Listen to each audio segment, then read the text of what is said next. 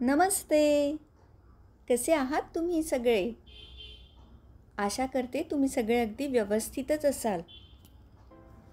आज आपण हिवाळा विशेषमध्ये ओल्या हळदीचे लोणचे कसे करायचे ते बघणार आहोत. चला करूया सुरुवात. येथे मी 2 प्रकारचे हळद घेत आहे. एक आहे पांढऱ्या कलरची आणि एक आपली नॉर्मल पिवळ्या रंगाची ओली हळद. हळद मी सर्वप्रथम पाण्यात भिजवून ठेवली होती. साधारण अर्धा पाऊण तास तुम्ही पाण्यात भिजवून ठेवायचा. त्यानंतर चाकूच्या किंवा चमच्याच्या सहाय्याने त्याचे साल हे खरवडून काढून घ्यायचे आहे. तुम्हाला जर त्यामध्ये कुठे डाग वगैरे दिसत असेल ते देखील तुम्ही सुरीच्या सहाय्याने काढून घ्यायचे आहे. अशा प्रकारे मी हे सगळं काही साफ करून घेते आणि सगळ्यात महत्त्वाचं, साल काढून झाल्यानंतर आपण ही हळद पाण्यामध्येच ठेवायची आहे. तुम्ही जर ही हळद अशीच बाहेर खरवडून काढून ठेवली तर ती लगेच काळी होईल. त्यामुळे हळद पाण्यात घालायला विसरायचं नाही. बरं, आपली हळद ही व्यवस्थित साफ करून झाल्यानंतर तिला चांगली पुसून घ्यायची आहे. त्यानंतर आपण हे किसून घेणार आहोत आणि किसताना तुम्ही साधारण बारीक किसणीच्या सहाय्याने किसून घ्या. तुम्हाला सगळ्यांना तर हे माहितीच आहे की हळद ही किती गुणकारी आहे. त्यामुळे याचे सेवन हे करायलाच हवे, हो की नाही? मी अशा प्रकारे ओली हळद ही किसून घेत आहे.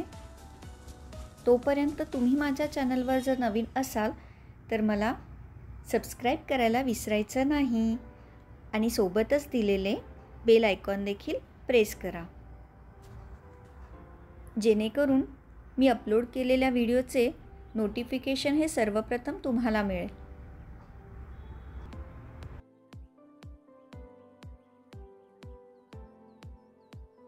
मी अशा प्रकारे हळद ही किसून घेतली आहे. यानंतर मोहरी ही मी वाटून घेतली आहे. तुमच्याकडे जर रेडीमेड मोहरीची डाळ उपलब्ध असेल तर त्याचा वापर तुम्ही करू शकता. साधारण 2 चमचे मी येथे मोहरी घेतली आहे. अगदी झटपट होणारे हे लोणचं आहे.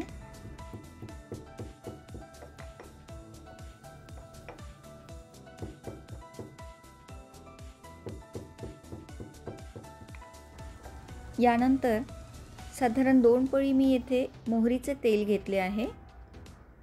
तुम्ही कोणतेही तेल येथे वापरू शकता, पण मोहरीच्या तेलामुळे त्याला एक चांगलाच आस्वाद येतो. तेल चांगले कडकडीत गरम झाल्यानंतर गॅस ऑफ करायचा आहे.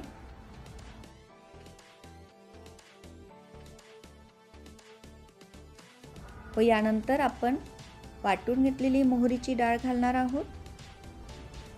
त्यानंतर साधारण छोटा 1 चमचा मी येथे हिंग घातले आहे व बारीक चिरून घेतलेला 2 मिरच्या मी येथे घालत आहे. मिरची येथे ऑप्शनल आहे, तुम्ही याऐवजी लाल तिखट देखील घेऊ शकता. यानंतर आपण हे फोडणी केलेले साहित्य साईडला ठेवून द्यायचे आहे. हे गार झाल्यानंतर आपण याचा वापर करणार आहोत. तोपर्यंत आपण दुसरी तयारी करून घेणार आहोत. किचनमध्ये खूपच छान असा सुगंध दरवळतो आहे. आता एका बाउलमध्ये किसून घेतलेले ओली हळद एकत्र आपल्याला करायची आहे. तुम्ही यामध्ये आलं देखील किसून घेऊ शकता बरं का. मी येथे फक्त हळदच घेतली आहे. यानंतर मी यामध्ये थोडेसे मीठ घालून घेत आहे.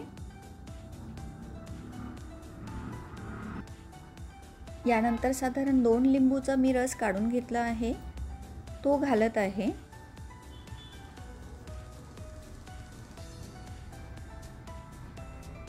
यानंतर आपण तयार केलेले फोडणीचे मिश्रण जे गार झाले आहे ते आपण आता घालून घेणार आहोत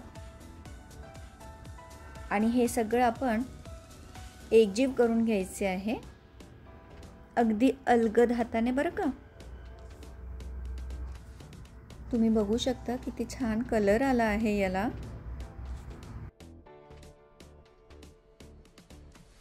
अगदी झटपट होतं हे लोणचं. अशा प्रकारे तयार झालेलं हे लोणचं स्वच्छ धुतलेल्या काचेच्या बरणीमध्ये व्यवस्थितपणे भरून ठेवायचे आहे. तुम्ही अशा प्रकारे तयार केलेलं हे लोणचं फ्रीजमध्ये साधारण 1 आठवडा व्यवस्थित राहू शकतं.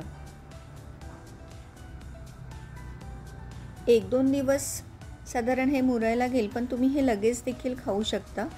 मला तर लगेच खायला देखील आवडतं हे. तर तुम्ही नक्की करून बघा आणि तुमचा अभिप्राय कळवायला विसरायचं नाही बरं का. अशा प्रकारे बनवलेलं चटपटीत लोणचं सगळ्यांनाच नक्की आवडेल. जरूर करा. पुन्हा भेटू अशाच एका नवीन रेसिपीसह. तोपर्यंत स्वस्थ रहा. Bye bye.